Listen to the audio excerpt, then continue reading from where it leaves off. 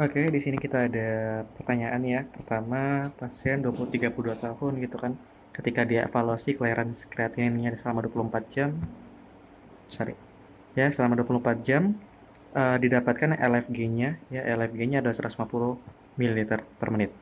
Oke, kemudian ada konsentrasi glukosa plasma ya, konsentrasi glukosa plasma 30 mg per desiliter. Ini cukup tinggi ya. Kalau misalnya kita tahu dia harusnya di bawah 200, kalau 300 ini udah lumayan. Apalagi kalau glukosa plasma yang lagi puasa gitu. Terlalu tinggi. Terus diketahui bahwa transfer maksimum glukosanya adalah seperti pada gambar di bawah, berarti dia 300 mg per menitnya. Ini transport maksimumnya. Kemudian ditanyakan kecepatan ekskresi glukosa dalam urin. Kecepatan ekskresi glukosa, kecepatan itu kan dia satuan dalam per menit ya, satuan per menit. Nah ini atau per waktu gitu ya, per menit. Dia dalam miligram. Berarti ditanyakan beratnya dalam menit gitu. Berapa miligram? Sorry, berapa miligram per menit? Jika kita berbicara mengenai hal ini, berarti kita perlu tahu, oke, ini ada grafik yang disediakan. Kita paham dulu grafiknya ini maksudnya apa. Nah, kan dia tahu bahwa LFG atau GFR-nya itu 150 ml per menit gitu ya. Terus yang diketahui juga bahwa glukosa plasma ya, glukosa glukosa plasma itu dia 300 mg per desiliter, atau kalau misalnya kita ubah ke mililiter berarti dia 300 miligram per 300 3 sorry 3 miligram per mililiter.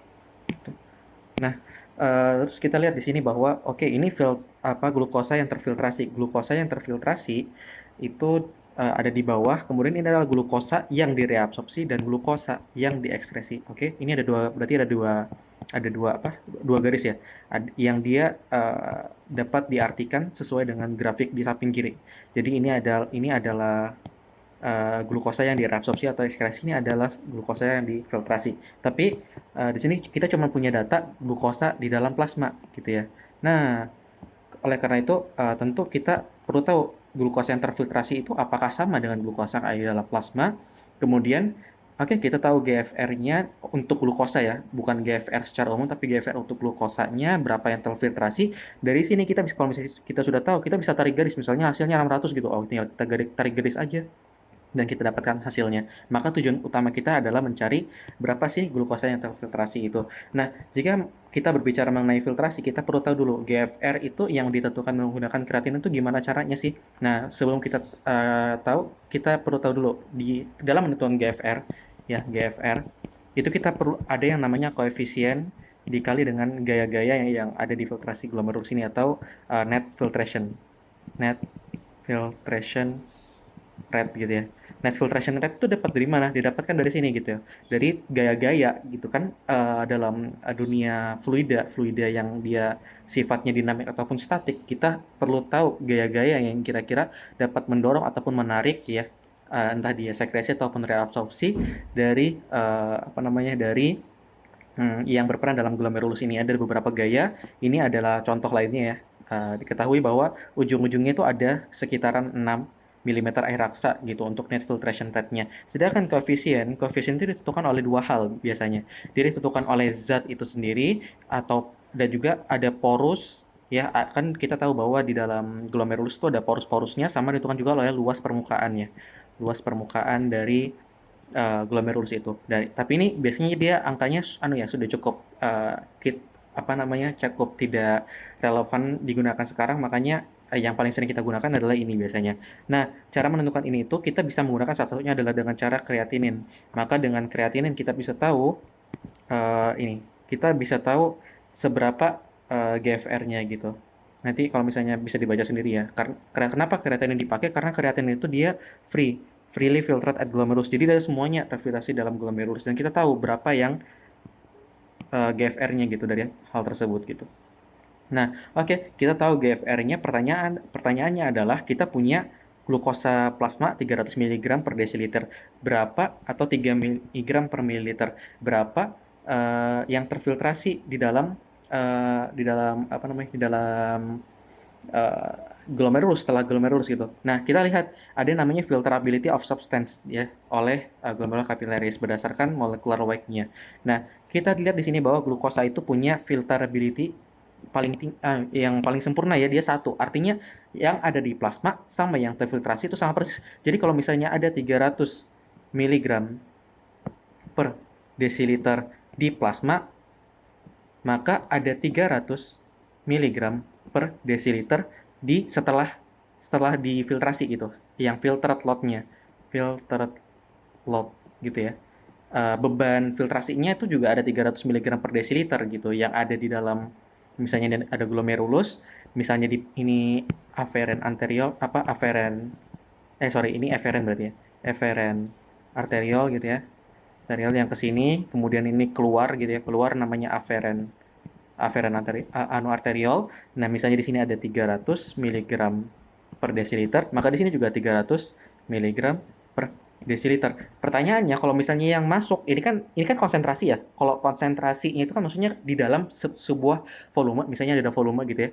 Ada volume ini ada volumenya X gitu kan. Dalam X ini dia punya konsentrasi 300.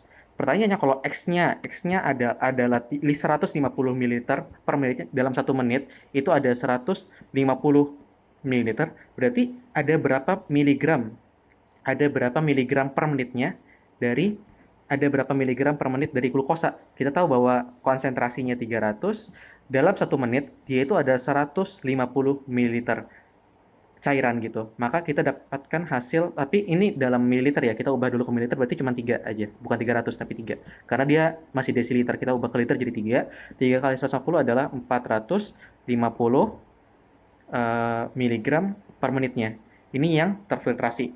Oke, kita punya logik. Oke, sudah kita dapatkan, maka sebenarnya dari sini kita sudah bisa ambil kesimpulan bahwa oke, ini ada 450 di sini. Kita lihat, tarik garis lurus ya.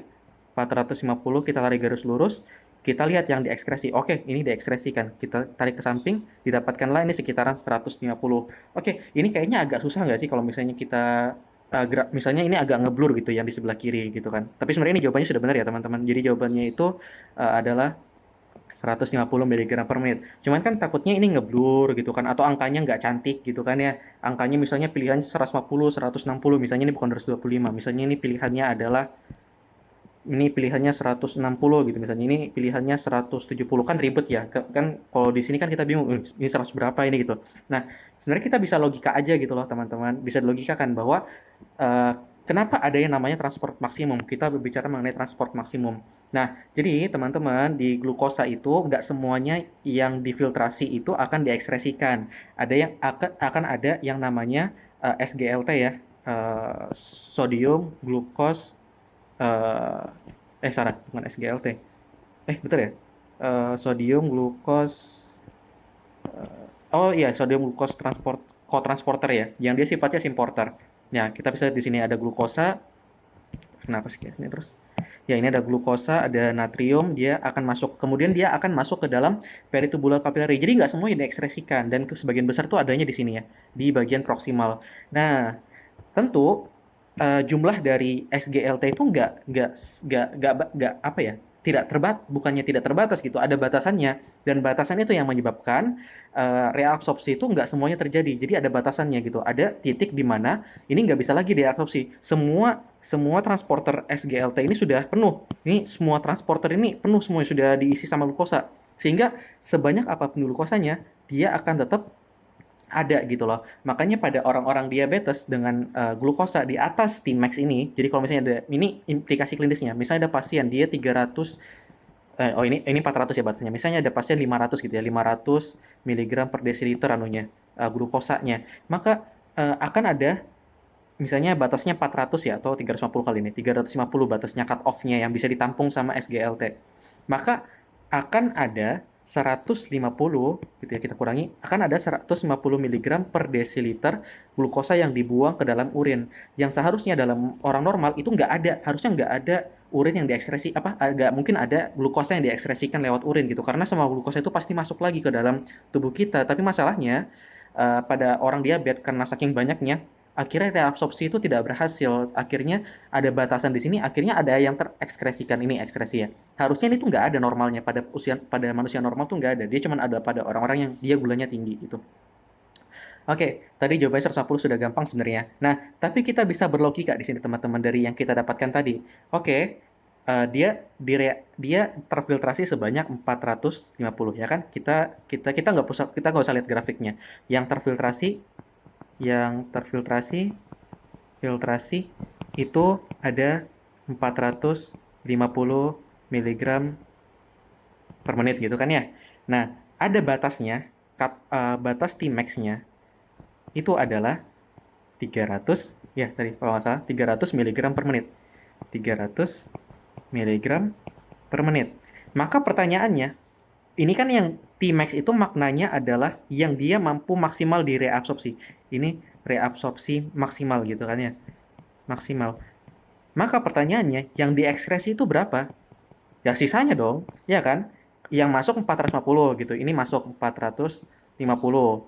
Yang ditanya yang keluar berapa gitu kan ya. Yang dikeluar berapa. Nah, ini ada yang diambil balik. Yang diambil balik 300. Berarti yang keluar ini itu sisanya kan 450 masuk, 300 keluar, sisanya berapa? 150 miligram per menit. Maka jawabannya sudah pasti adalah 150 miligram per menit.